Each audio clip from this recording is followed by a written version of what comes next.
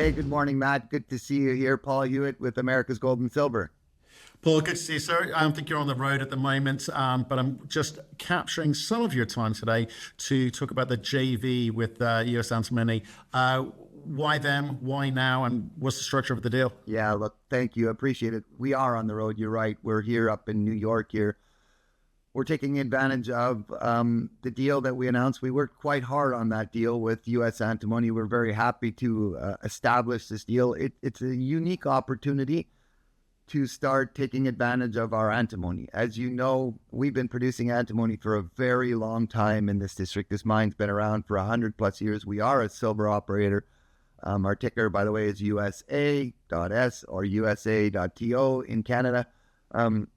So when we think about this mine, everybody looks at this district and they think, well, it's a silver district, but we have 5 critical minerals that we actually mine. So we have the silver, which is quite important given where silver prices are. But we have this antimony that's on the deal, and I'll talk about the antimony. We have copper, we have lead, and we also have some gold.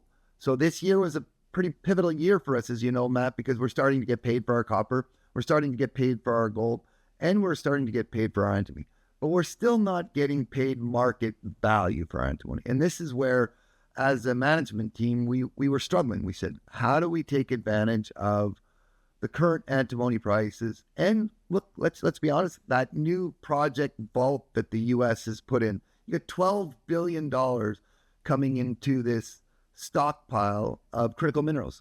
That's a quite important thing because that's trying to take the volatility out of the pricing. What the government is trying to do is work with American companies like us. And you know, I spent quite a bit of time at the White House meeting with some senior officials at the White House. But what they're trying to do is create a stockpile of critical minerals. And the best way to do that is to make sure that there's not all this volatility in pricing. And you heard Gary Evans yesterday on Fox News or Bloomberg, one of the two, you can see them both live, talking about a price floor of around $20 a pound for antimony. Right now, we're at 15. We're still really good in the money right now at that one. This deal allows us to do a couple things here. We will build a new refining structure. It's a leaching structure, Matt, in the state of Idaho. So on our land, next to our mill, we will have this new facility whereby all our concentrate will be leached through and we will remove the antimony before we send it off. So that will allow us to get paid market value rather than fractions of the dollars. So for us, we've been thinking about this for a very long time. As you know, we renegotiated the Ocean Partners Agreement back in June, so quite a few months ago. But since then, we've always been saying, well, how much money are we actually leaving on the table here? And the dollars are big. So for us, the best solution is get this facility built. And it worked out better for both companies to make sure that we submitted a white paper to the government as a joint venture. So if I had to put this white paper in on my own or he to put it in on his own, it was not near as effective to the government as us submitting it together where he has the technology. And everyone in the world knows that, most people in the world already know that he had been treating our product already. So our product was going up north. It would create the slag, and then he was buying that slag. So we mine it underground in Idaho, we crush it, we mill it, we produce a concentrate, that concentrate goes up north, and then he was buying that slag, and he was refining that slag, and then selling it to the DOW, or DOD, Department of Defense.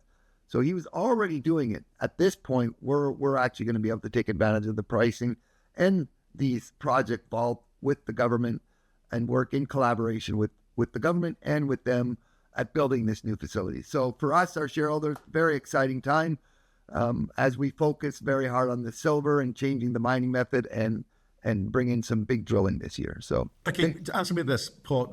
You're talking about individually, it wouldn't have had the impact of, or not as much impact as say both of you putting in this white paper together. Is this an MOU? Because it comes so quickly. I assume there's no sort of numbers behind it in terms of what it's going to cost, how long it's going to take, and when are you going to start. But what's the white paper going to be used for by the government? Yeah, so good. You're right. It kind of is like an MOU or an RFP. And what it does is give ranges. So let's just look at what's occurred. The last plant that was built in the U.S. was built a long time ago in 1942, but it started construction during World War II. It was built right here in Idaho. It was started construction, Matt, in March of 1942. It was operating in September of 1942, so 6 months later. Now, why is that important? Well, during a war, somebody was able to build exactly what we're about to build, but we're going to build a new modern one. But more importantly, U.S. Antimony has recently built the same facility. They built it in Bolivia. They didn't build it here. And it took them 6 months to build it. The cost, the capital is right around that $50 million.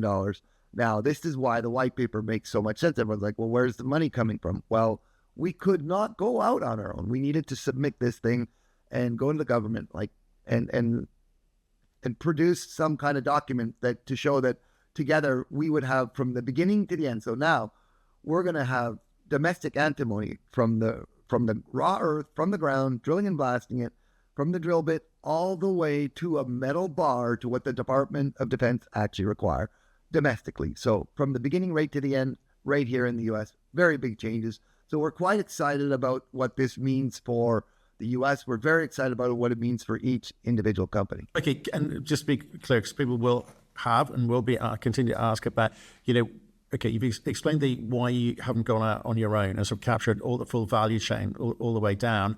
But what exactly is US Antimony going to be doing? Are they just doing the build phase, or are they operating? How's it work? You know what? That's a really good question, but it gives us instant credibility, and meaning that when I go to the government, I'm Paul Huet with America's Gold and Silver. We are underground miners. U.S. Antimony are already producing a product that they're already selling to the government. So instantly with the government, we have credibility that, hey, they can do it.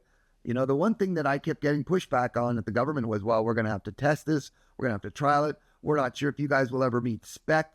And a lot of those discussions were occurring. Now, all that goes away. All that goes away because the moment we went together, we provide all the raw ore. We provide the material for the next 80 plus years. And then they provide the expertise at producing that metal bar that we need for the Department of Defense. So instant credibility with us on day one. And not only are we building it to accommodate ourselves, we're building this with having surplus capacity so that we can accommodate other sources in the neighborhood or other sources in the U.S. or other even countries. This facility will have the ability to treat other people's materials. So we own 51% of the JV. They own 49% of the JV, which we are very excited to be moving forward with here in the very future. So the white paper into the government and construct. We're going to start engineering immediately right now. Okay. Okay, they get 49% to give you credibility and build the thing. You feed it and you operate it. Is that what I'm hearing? We'll operate it together. Yeah. Okay. So do they write 49% of the check when it comes to the capex? Correct. You're right. Or look, these are some of the questions we needed answered ourselves. They needed answered. Look, we've been asked by the government even, hey, why aren't you guys working together? Why don't you guys do something together? Well, we are now. And we did this. Look, I want to say something here. I've been in mining, you've known me for a decade here. I've been in mining 40 years. We met these guys 30 days ago. They came on our site the beginning of January, like their whole team. We managed to structure this in less than 30 days. That's aggressive. That's a team, two teams that really quickly said, okay, look, we can do this together. And together, it truly is 1 + 1 = 3. There is tremendous more value for them, for us. And we'll see this. Look, we'll see it in the revenue we're going to get. Both companies are going to get additional revenue from this. And we're opening the door. We're saying we welcome other sources. And there are known other sources. We're just years ahead of a lot of the other groups. Okay, so how does it... that's stunning. I say you've done a deal that quickly in this day and age. Fantastic. We signed it at 10:30, I think, Sunday night. We were on our Monday night, and Fox News the next morning at 9 o'clock. So we had both legal teams working hard and aggressive to make sure we got this thing done. Okay. In terms of the corporate structure, is that agreed yet? Is it a separate balance sheet which you both have ownership? No, our company stays the same. Their company stays the same. This new company has a technical committee. It's made up of 3 and 3. So Okay. Just like any other JV I've done with any other company before, we form a technical committee. We approve the budget together. The capitals, as you pointed out, are split now. Let's see where the government wants to help. They are obviously with this Project Vault.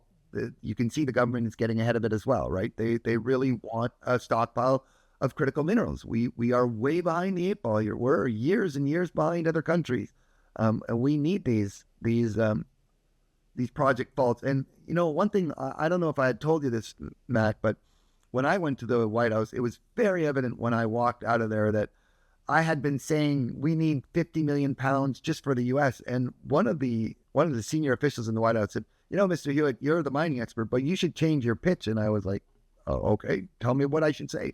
And he said, look, you really need to be saying that we don't just need 50 million pounds for the U.S. because it's true, but you're forgetting our allies. We can't ever forget our allies. Those allies around the world, we need to produce antimony for them as well.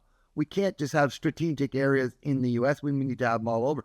Therefore, we need 50 million pounds domestically, and we need another 40 million, 80% on top of that. So I was like, wow, I had never thought of that, to be honest. I appreciate the kind of the 51-49% and sharing the kind of cost structure, and your three board members on the committee, three members on the committee each. But in terms of metal prices are fluctuating, quite erratically at the moment.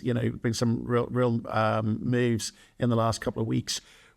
With antimony prices moving up or down, and you're providing the 100% feed for this plant, how do you kind of factor margins at the other end? Have you agreed to sell at whatever the market price is at any one month or quarter? How's it work? And you're right, there is a lot of volatility. However, listen, there's something that I'm just going to clarify. We're not providing 100% of the feed. This plant will get additional feed. There's not even a maybe. We know there's already 4 or 5 other contracts. So we get to participate in that because we own 51% of this JV. We will be supplying a big bulk of it.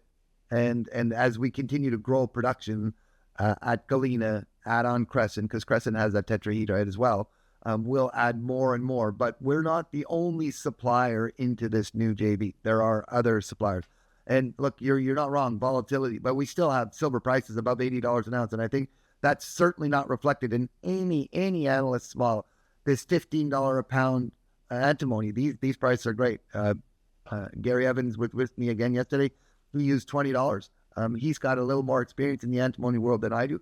But our antimony comes at no cost. That's what people are like, well, I'm not going out there to mine a ton of rock to get antimony. I'm mining a ton of rock and I'm getting ore. The antimony is included. Therefore, my cost for producing antimony is very, very low. I get it. I'm mining it anyhow.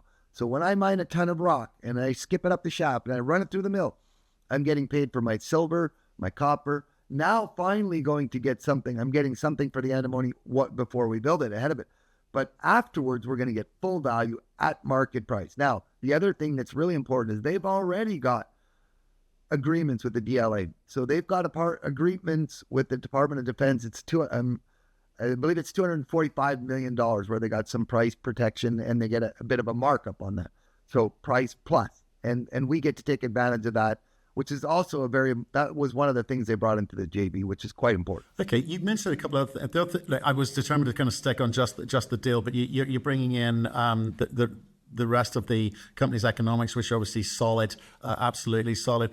But you've name dropped the White House, Fox News, Bloomberg in this conversation. So I can't not expand the conversation out into bigger opportunities. Obviously, U.S. critical minerals, less than U.S. critical minerals funding, big on everyone's lips at the moment.